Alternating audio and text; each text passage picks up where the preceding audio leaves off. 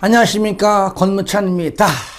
지금부터는 네 번째 과목인 노동시장론 보겠습니다. 문제가 굉장히 많고요. 역시도 특히 1장에서 수요 공급과 관련해서 계산 문제가 있습니다. 하나하나 꼼꼼하게 풀어가면서 정리할 거니까 잘 따라보시고, 또 중간중간 넘어가는 문제들을 꼭 복습할 때 병행해서 꼭 풀어주시기 바랍니다. 제1장 노동시장 이해부터 봅니다. 1절 노동 수요입니다. 자, 1번입니다. 1번 보겠습니다. 다음 중 노동 수요의 특징을 나타내지 않는 것, 먼저 이거 보기 전에요. 여러분들 기본 이론 시간에 배웠던 기억납니까? 자, 공장에서 노동자들이 만들어낸 케이크, 그죠? 너무나 맛이 있어서 굉장히 잘 팔립니다. 그러니까 그 상품에 대한 수요가 증가하니까 더 물건을 찍어내야 돼요. 그러니까 노동 수요가 증가하죠.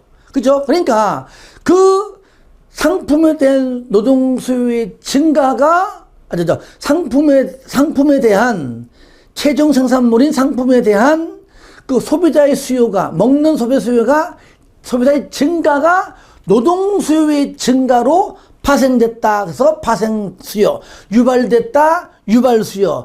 그 기계가 필요할 수 있는 거니까 사람도 뽑고 기계도 사야 된다. 같이 간다. 결합 수요다. 이거는 플로우의 개념인 유량의 개념입니다. 저량인 스타일 개념이 아니에요.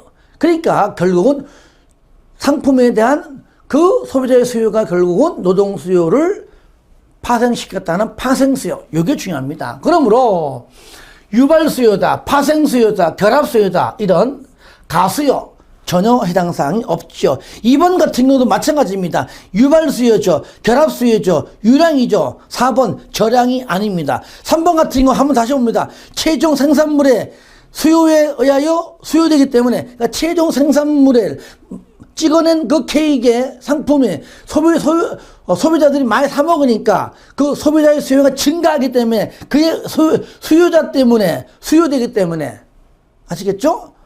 노동 수요의 증가로 이어지고 노동 수요를 증가 이어지기 때문에 노동자를 뽑을 수밖에 없다. 이게 뭐라고? 일종의 파생 수요다. 쉽게 설명한 3번이 그 문제입니다.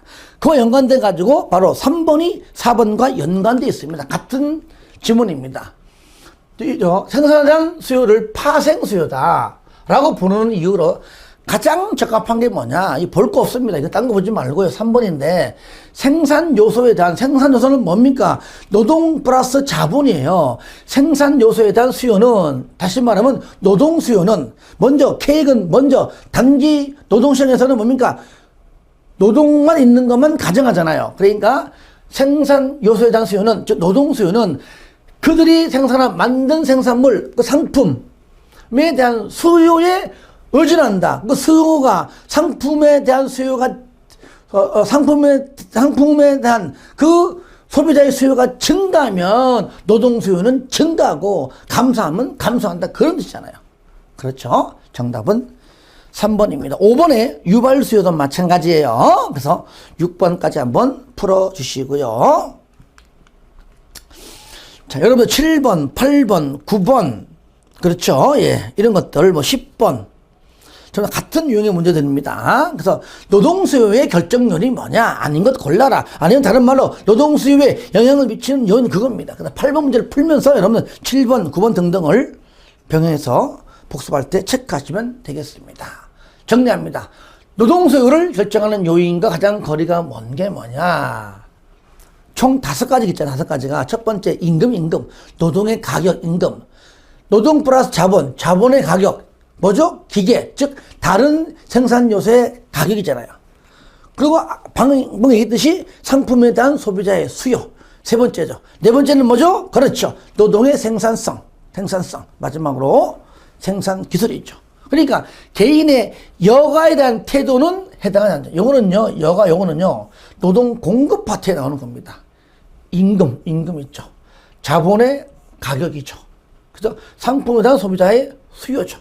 다 맞습니다. 1번만 틀렸습니다. 9번도 마찬가지죠. 예, 그렇게. 10번도 쉬운 거니까 여러분들 그냥 그렇게 병행해서 풀면은 좋겠습니다. 어려운 게 아니죠? 예.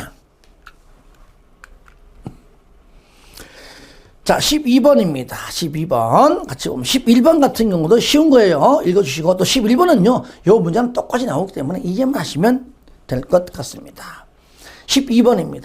다음 중 노동 수요 곡선 이동시키는 요인이 아닌 것. 여러분들 요거잖아요. 노동 수요 곡선이 있는데 여기가 A점이다. 여기가 뭐 B점이다. 여기가 C점이다. 이렇게 곡선상의 점의 이동은 노동 수요량의 변화이고 요때는요 반드시 뭐니까 임금의 변화가 임금 W0가 W1으로 올라가든지 W2 내려가든지 반드시 곡선상의 이동은 임금의 변화가 반드시 있어야 되지만 그죠? 곡선 자체가 이것이 오른쪽으로 이동한다, 왼쪽으로 이동한다. 이거는 임금 자체가 멈춰 있잖아요. 그죠? 그러니까 곡선 자체가 이동하는 것은 임금의 이동이 전혀 없고 임금 말고 5개 중에 즉 노동 수요, 즉 노동 수요의 결정요인 5개 중 첫 번째 임금을 뺀 나머지 4가지 요인에 의해서는 오른쪽이나 왼쪽이죠. 그러니까 곡선 자체 이동시킨다는 것은 임금의 변화하고는 전혀 관계가 없다는 겁니다. 그러니까 정답은 1번이죠. 임금의 변화는 곡선 상의 점의 이동이고 옆으로 이동이기 때문에 임금은 그대로 여기 W 자리에 멈춰 있죠. 일로 가고 일로 가는 거니까. 다른 거 2번, 3번, 4번 한 개 초과한다면 생산 기술이 있죠. 나머지 4개 이동의 변화로 인한 것이다. 요거는 뭐 그다지 어려운 부분은 아니었죠. 예. 그래서 문제가 굉장히 많습니다. 마찬가지로 제가 다 버리지 않고 나가기 때문에 제가 풀지 않은 것들은 꼭 풀어 주시기 바랍니다. 여러분들 혼자 풀기 어려운 것들을 굳이 제가 모아서 많이 풀고 있어요. 자, 이런 것들 좀 생소하죠. 제 설명 잘 들으면 또 굉장히 쉽습니다. 노동과 자본만이 생산 요소이고 생산 요소는 노동 플러스 자본인데 더 있지만은 우리 경제학에서는 여기에서는 노동하고 자본 2개만 있다는 전제하에 두 생산 요소가 요거다. 대체제다. 대체 생산 요소다. 그러면 하나를 버리고 다른 걸 선택한다. A 말고 B로. 만약에 사과를 먹다가 사과 값이 너무 비싸가지고 먹고 싶어도 못 먹어. 에이, 사과 사 먹지 말고 배가 싸? 배 사 먹어. 그러니까 하나를 버리는 겁니다. 그러니까 하나가 올라가면 하나는 떨어지는 것이고 반대니까 반대. 하나는 버리고 선택은 다시 말하면 A 가격이 올라가면 B는 떨어지고 하나가 떨어지면 하나는 올라가는 겁니다. 아시겠죠? 16번 할 때 설명해 드릴게요. 그런데 잘 보세요. 이때 자본의 가격이 하락한다. 이때는 뭡니까? 기계값이 떨어진다. 종종보다 기계가 싸네? 야, 이때 사람 말고 기계사. 뭡니까, 이것은?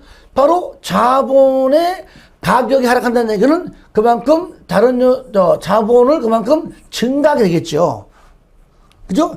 자본의 가격이 하락한다는 얘기는 이참에 기계 몇 대 더 사. 자본이 증가한다는 얘기는